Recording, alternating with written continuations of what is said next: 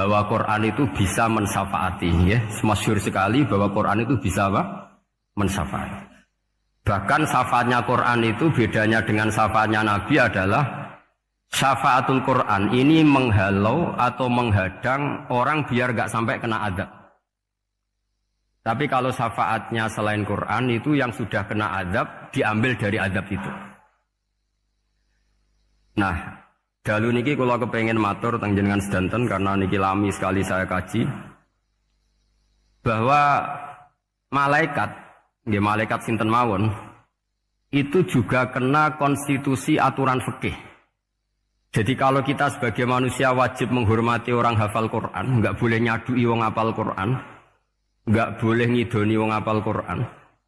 Maka malaikat juga kena aturan yang sama. Karena dia, malaikat ini termasuk makhluk yang mukallaf, makhluk yang kena tatanan Allah Subhanahu wa taala. Sehingga Rasulullah sallallahu alaihi wasallam dawuh, surat Tabarok disebut Al-Munjiyah, Al-Waqiyah. Surat yang bisa menyelamatkan yang hafal dari siksa kubur. Pokoknya singkat cerita, ada orang itu fasik, mungkin ya layak disiksa. Pas sampai disiksa malaikat, surat Tabarok muncul menjelma sebagai seseorang. Kalau kamu menyiksa orang ini berarti nyiksa saya. Terus kata malaikat, anti min kalamillah, ya rujuknya memang perempuan karena surah itu dari muannas karena ada taknya. Anti min kalamillah, kamu ini termasuk kalamullah.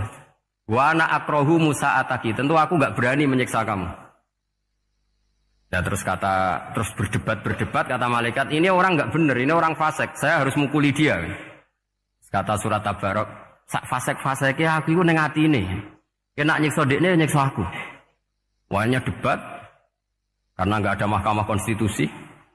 Terus walhasil terus malaikat bilang gini, ya sudah kita lapor kepada Allah Subhanahu wa taala. Lapor, akhirnya surat Tabarok ini cerita ke Allah, ya Allah, ini orang setiap kali datang ke saya dari sekian surat-surat yang ada di Quran, orang ini milih saya. Yang dipelajari ya saya, yang dihafalkan juga saya. Ini kata surat Tabarok kepada Allah. Jika orang ini hafal saya tidak ngefek ke dia untuk tidak disiksa, maka mendingan saya tidak termasuk kitabika, saya tidak termasuk Quran saja. Wong jadi Quran ora iso nyafaati.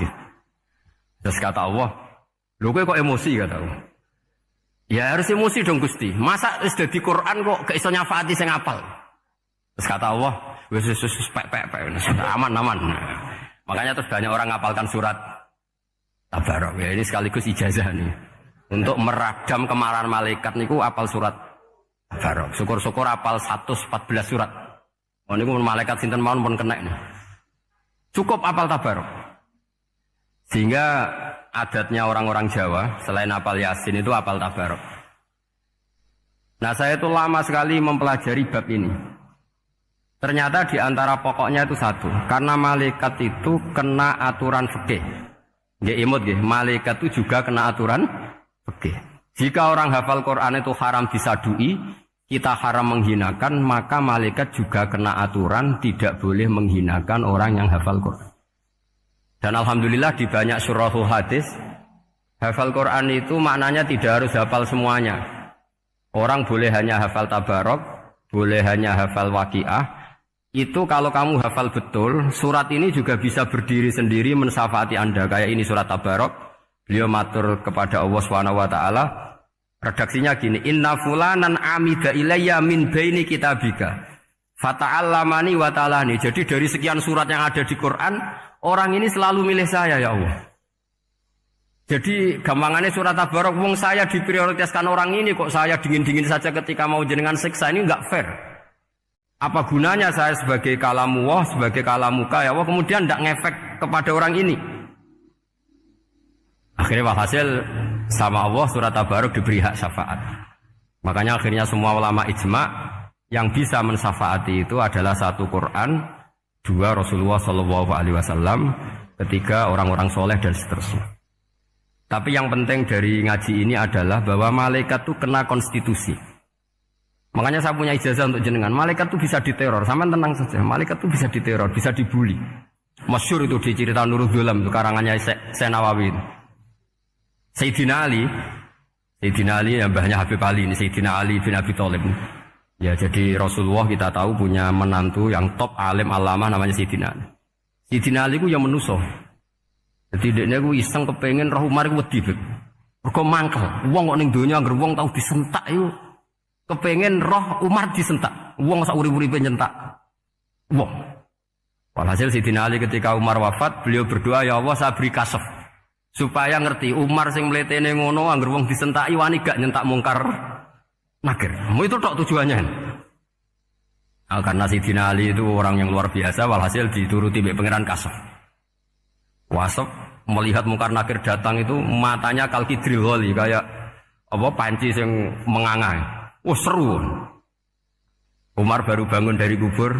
Sayyidina Ali sebenarnya ingin melihat kalahnya Umar sebetulnya, niatnya itu ingin melihat kalahnya Umar. Ternyata Umar tersinggung, langsung berdiri.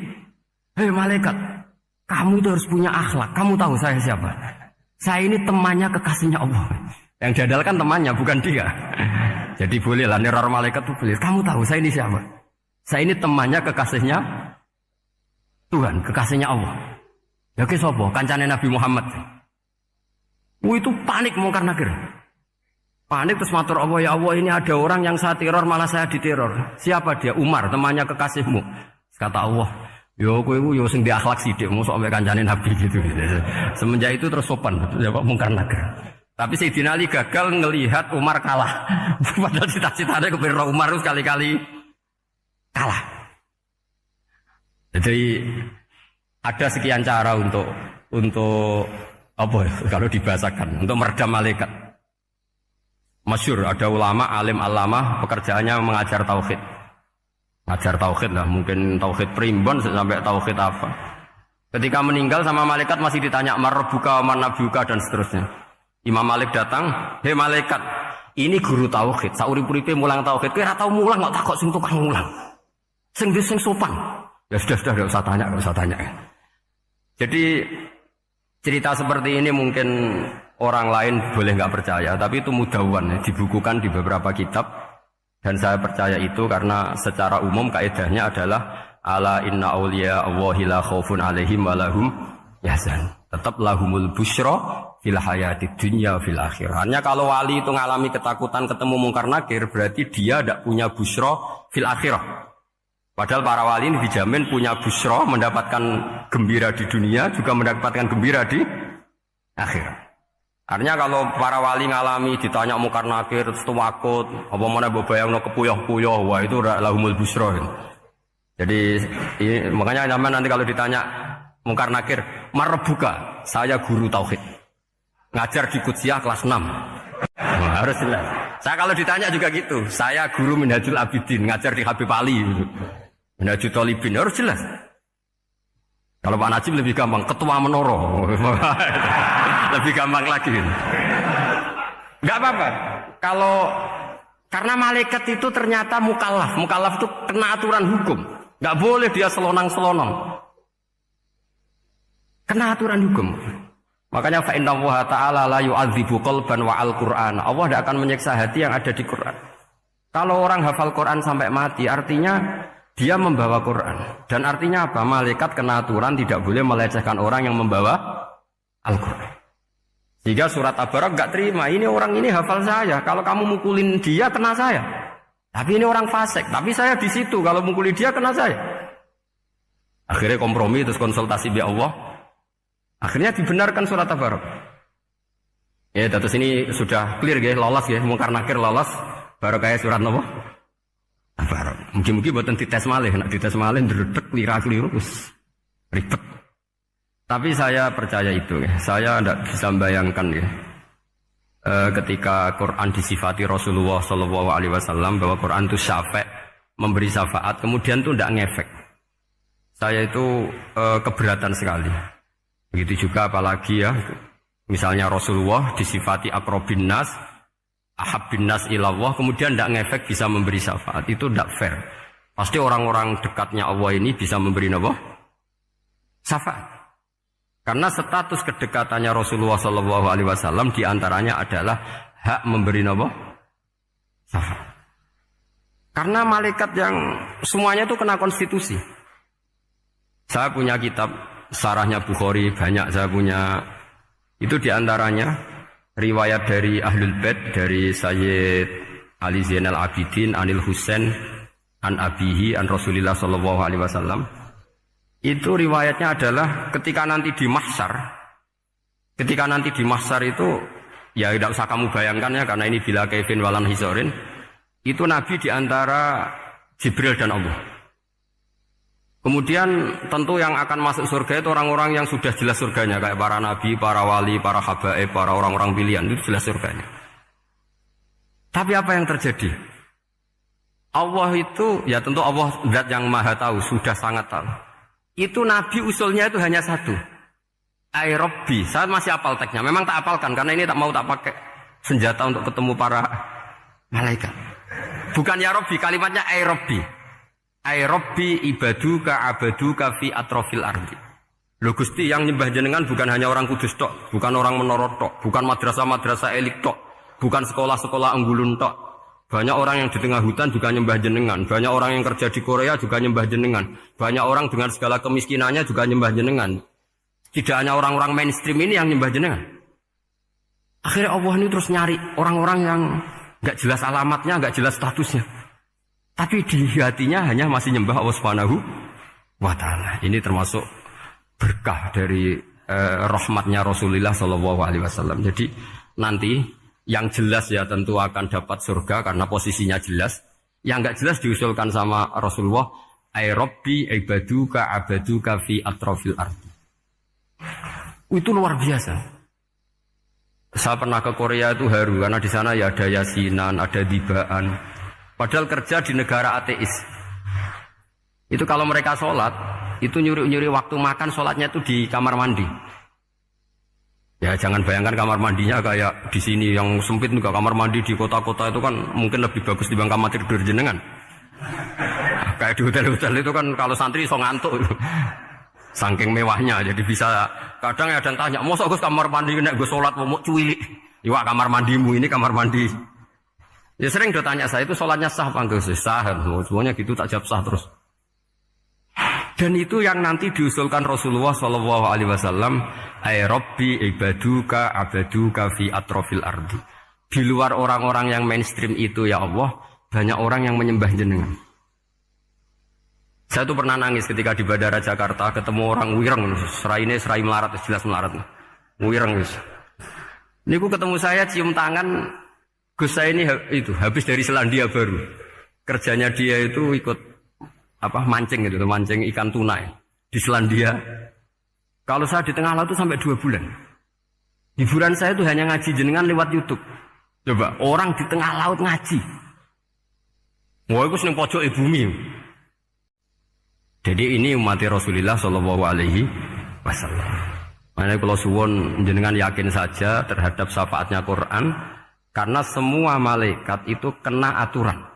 Di antara aturannya adalah tidak boleh menyiksa orang yang di hatinya ada Al-Quran. Fa inna Allaha ta'ala la yu'adzibu qalban wa al-Qur'ana. Karena Allah tidak akan menyiksa hati yang ada di Quran, yang ada Qurannya.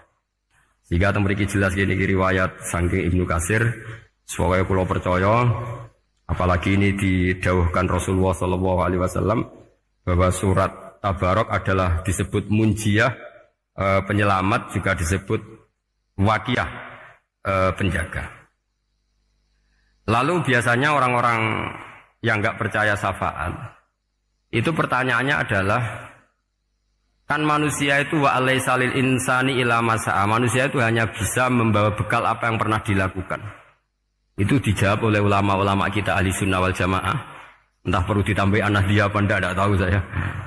Saya ini kata orang banyak termasuk pengurus PBNU, tapi saya itu tetap nggak pati srek. Kalau ahli sunnah saja, tidak usah ditambahi Nahdliyah.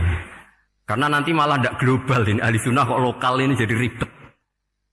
Ya tapi kalau kita di Indonesia ya ditambahi Nahdliyah tidak apa-apa. Karena mau tidak mau memang dalam hal ikramus sahabah mungkin kita dengan Wahabi itu sama-sama ikramus sahabah. Tapi dalam hal percaya wasilah kita ini ada miripnya dengan Syiah, karena Syiah percaya wasilah, NU percaya wasilah. Tapi dalam bab ikramu kulis sahabah beda kita dengan Syiah. Fa innas Syiin itu ada sahabat yang dihormati, ada yang enggak. Akhirnya terus kita karena itu terus bikin ahli sunnah An-Nahdiyah, karena Wahabi itu ya ahli sunnah tapi nggak percaya apa? Wasilah. Ya katanya gitu, kata para pakar-pakar. Saya sendiri hanya nirukan, saya tidak punya kepentingan untuk menganalisis itu. Enggak.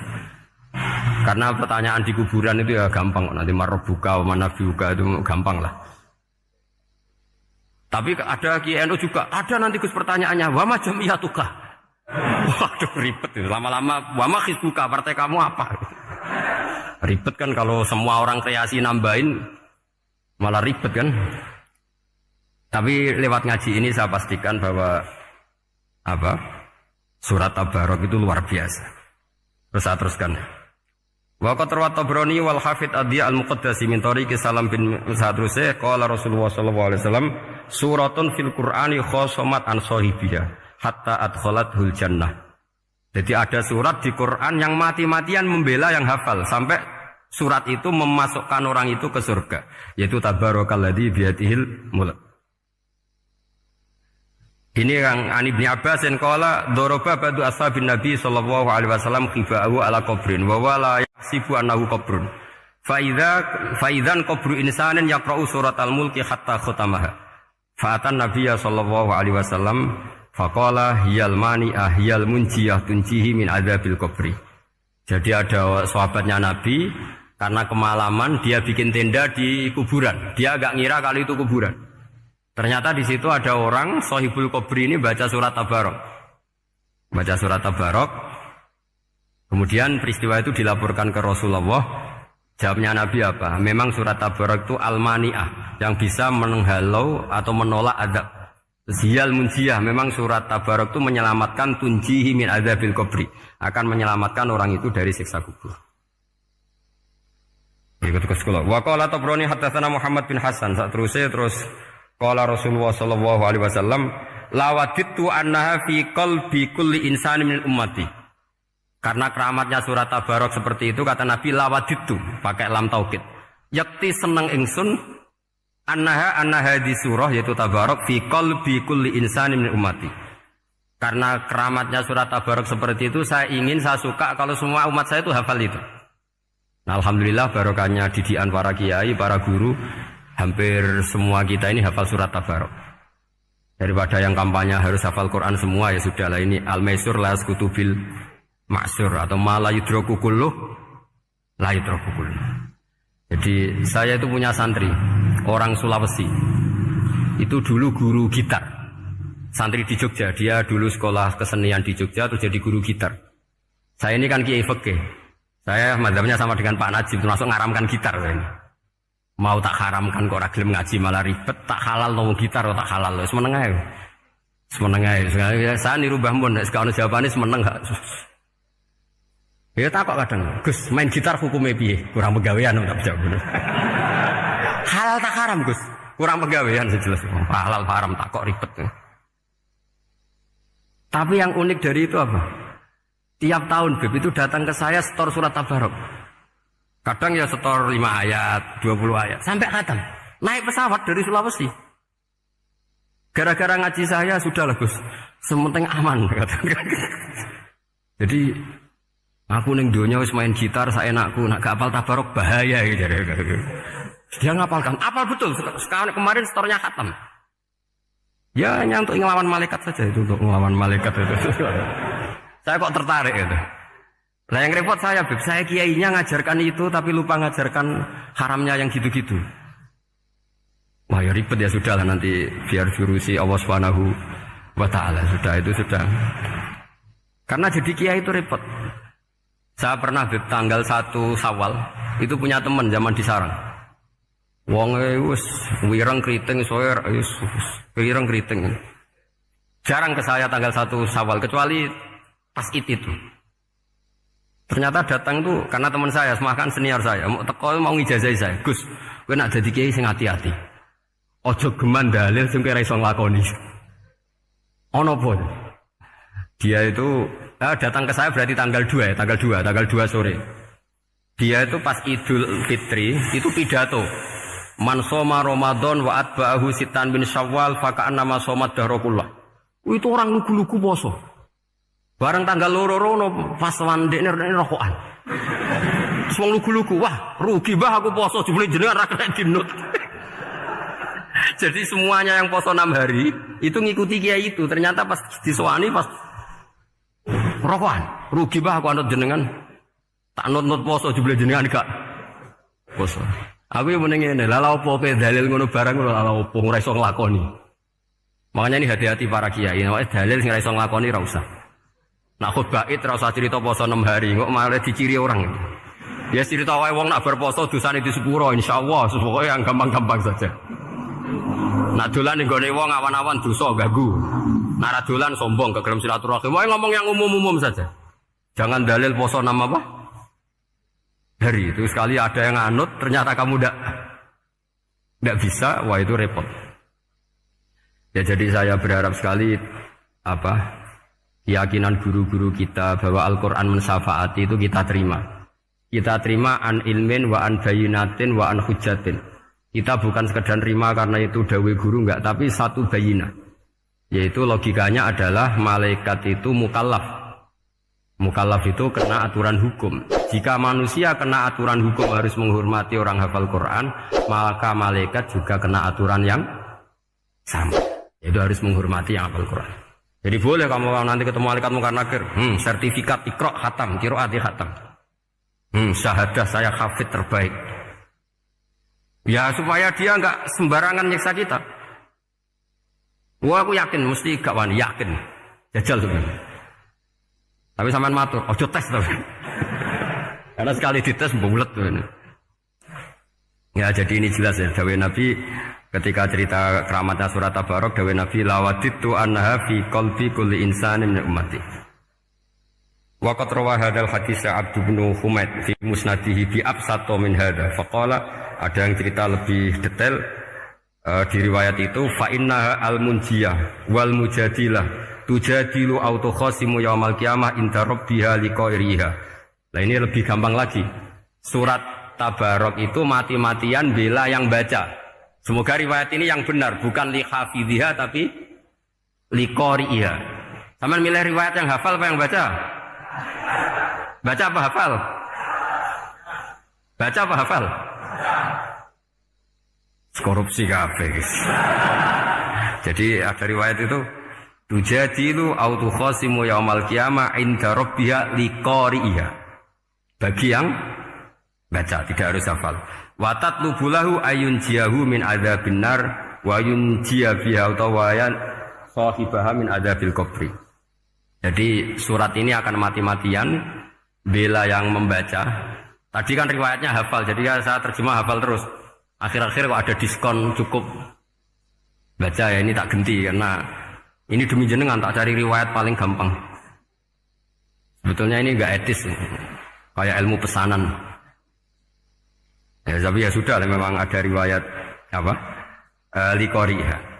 Akhirnya Nabi ya lagi-lagi menutup dawe lawaditu annaha fi qalbi kulli insani min ummati. Saya suka lawaditu itu pakai lam li taukid itu. Lawaditu annaha fi qalbi kulli insani min ummati. Tapi saya suka sekali kalau itu ada di hati semua umatku. Artinya gini, dari sekian riwayat sebetulnya itu kuat riwayat yang hafal. Karena Nabi selalu menutup dengan ngendikan saya suka kalau itu ada di hati, selalu ada di hati. Itu artinya hafal apa baca? Yo menengah ya, pusat kandani kok angel teman. Hafal apa baca? Lawaditu annaha fi qalbi kulli insani min ummati. Itu hafal apa baca? Hafal. Ya berarti hafal. Ini yang hafal Tabarok berapa? Semua ya? Hafal semua? Aman berarti, no? Jadi kalau niku gak ada kitab banyak tentang usul fikih. Sebenarnya kepentingan saya itu bukan masalah usul fikihnya, tapi kepentingan bahwa konstitusi ilmu, saya ulang lagi apa? Konstitusi ilmu yang difahami ulama ummati Rasulullah sallallahu alaihi wasallam itu ternyata fa innahu ta'ala baha bihim al malaikah. Allah itu bangga sekali dengan para malaikat. Makanya kamu harus ngaji usul fikih, ngaji apa saja. Karena malaikat itu tidak bisa mikir kayak jenengan, yang bisa mikir itu jenengan. Sehingga ketika presentasi cara bahasa sekarang, termasuk keramatnya Imam Amudi, itu ada cerita ini ada di Nailul Ma'mul, kalangannya Syekh Mahfud At-Turmusi. Imam Amudi itu ulama top, tapi dia ngajarnya itu matematika. Jadi ulama nggak ngajar tauhid, nggak ngajar tarikh, nggak ngajar pesolatan, tapi ngajar matematika. Akhirnya, tapi di hatinya ini, makanya ulama itu punya bisirri asrorihim al-fatihah itu ya di sini. Di hatinya itu menurut dia, ilmu paling efektif untuk menjelaskan logika tauhid itu ya matematika. Singkat cerita, ketika ketemu para malaikat, ngendikannya Allah, ya Amudi, kenapa kamu sering belajar matematika? Li tauhidika ya Rabbi, supaya saya mentauhidkan engkau. Ajari para malaikat. Jadi malaikat dipanggil semua sama Allah. Hei waya malaikat, hei para malaikatku, dengarkan kajian Imam Amudi. Dengarin semua. Dia nerangkan di bor hanya sedikit. Nisbatus naini wa arba'atin wa khamsin sampai terus ilal wahid, semuanya nisbatul far'i ilal asli. Wes aku gawe angka cek 1 juta, cek 1 miliar, tetep awalnya iku siji. Mbok donya jumlahe cek alam galaksi, cek planet wes santek. Tetep asal usule siji. Kabeh iku pengembangan nisbatul far'i ilal asli. Liyane zat sing wahid iku kabeh far'un, cabang mintil kal wahdah. Malaikat manduk-manduk kabeh iya, kabeh iku kok Allah. Jadi angka sebanyak apapun itu ya nisbatul far'i ilal asli. Jadi 2 ya enggak asli, yang asli 1. 5 ya sama, 1 miliar ya sama, 1 triliun semua. Berapapun jumlahnya bilangan, semuanya adalah far'un minal wahid. Terus kata Allah, iki lho ulama aku pinter tenan nerangno tauhid. Nah, malaikat kan monoton. Pokoknya wiridan sudah gitu dok. Akhirnya, padahal malaikat ini pernah nggak terima ketika ulama itu masuk surga duluan, karena kan wiridannya lama malaikat. Tapi ternyata apa? Kata Allah, kowe wiridan terus wajar gak di nafsu. Manusa tak kei nafsu jek eling aku. Akal terbaiknya dipakai untuk saya kata Allah, yaitu untuk litauhidi, untuk mentauhidkan saya. Itu Imam siapa? Amudi. Jadi dia. Terus saya punya kitab, pernah ngaji sama Mbah Mun, namanya kitab Al-Husunul Hamidiyah. Itu ada ulama, itu ahli gambar. Gambar. Kitabnya itu bergambar. Yo kadang gambar wet, kadang gambar wedhus, kitabnya gambar. Tapi wong keramat. Dua kitab gambar tapi hawane hawa tauhid. Nah, sampean kan enggak ngarang kitab primbon. Donga mahabbah. Lah ndekne dhewe Joko tuwa kok ngijazahi mahabbah. Lucu kan. Ana kiai fakir jal ijazah jal berizki yo ngijazahi udah ndekne dhewe. Fakir. Lha sing repot meneh. Ndekne dhewe ra cerdas ngijazahi ilmu laduni. Ribet. Ndekne dhewe ra cerdas ngijazahi ilmu napa? Ternyata di akhir kitab itu dijelaskan gini. Fa inna hadhihi suwara, semua gambar ini awaluha min nuqtah wahidah. Awalnya adalah dari 1 titik. Jadi famadarul wujud adalah an-nuqtah, 1 titik. Nuqtatul wujud yaitu Allah Subhanahu wa taala. Mbok kowe gambar seruwet apapun. Wis aku gambar benang paling ruwet sing ra iso diurai. Awalnya 1 titik apa 2 titik? 1 titik. Makanya masyhur dalam dawuh para ulama, Quran dikumpulkan di surat Fatihah.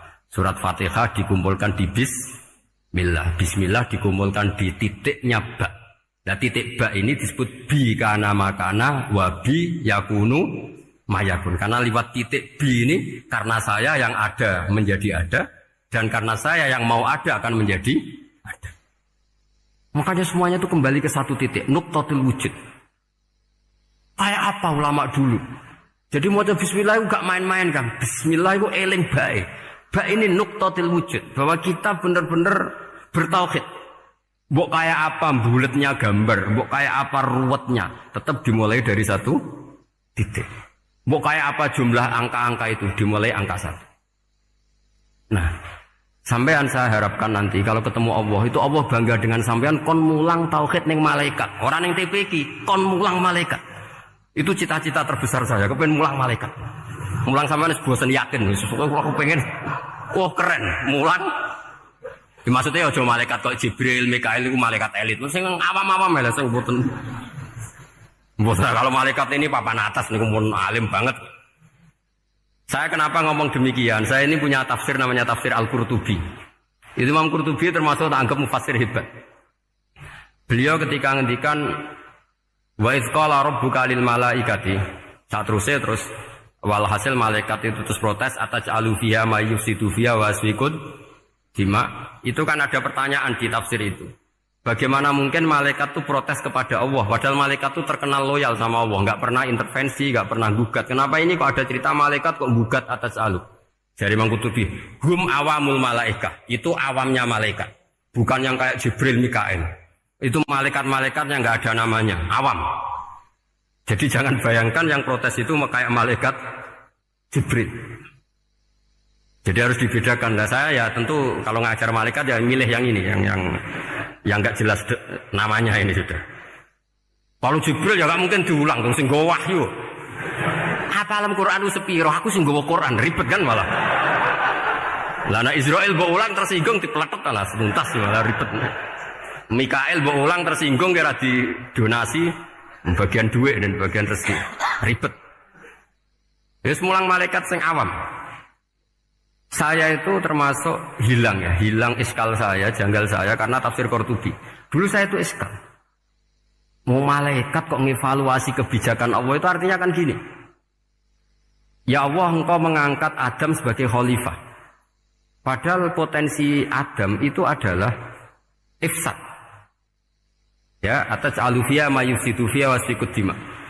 Kata malaikat, wa nahnu nusabbihu bihamdika nuqaddisu lak. Itu kan paradok, kalimat yang paradok. Paradoknya begini, ya Allah tolong evaluasi engkau mengangkat Adam sebagai khalifah. Potensi Adam adalah merusak bumi. Wa nahnu nusabbihu bihamdik, kita ini selalu mensucikan engkau. Loh, itu kan paradok. Kalau mereka mensucikan Allah, artinya mensucikan juga min ihtimalil khata'. Mensucikan bahwa Allah itu tidak mungkin salah. Nah ini bilang mensucikan kok. Saya mensucikan engkau Gusti, tapi kok dalam hal ini kok kayak jenengan itu salah gitu. Wong karwan Adam kok mbok angkat. Makanya Allah duka. Wong kowe ku jare maca tasbih kok ngevaluasi. Ya kan maknanya mentasbihkan Allah apa? Mensucikan dari semua kesalahan, kekurangan. Ini bilang baca tasbih kok nganggep Allah itu perlu dievaluasi kebijakannya. Tolong pikir ulang Gusti. Mungkin jenengan kurang detail kan kayak gitu. Akhirnya Allah tersinggung. Masyhur itu di tafsir-tafsir.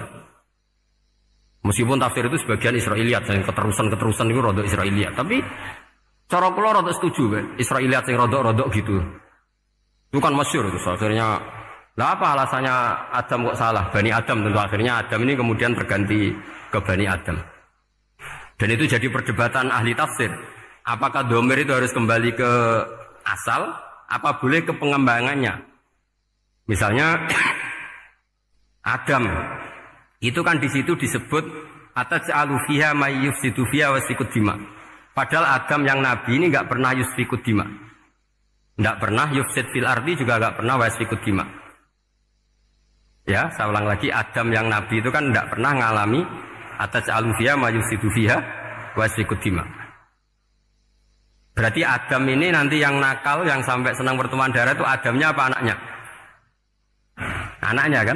Itu jadi perdebatan ahli tafsir. Walhasil singkat cerita, malaikat ini tidak salah. Nyatanya kita tahu kan perang di Irak, di Syria, perang zaman Belanda.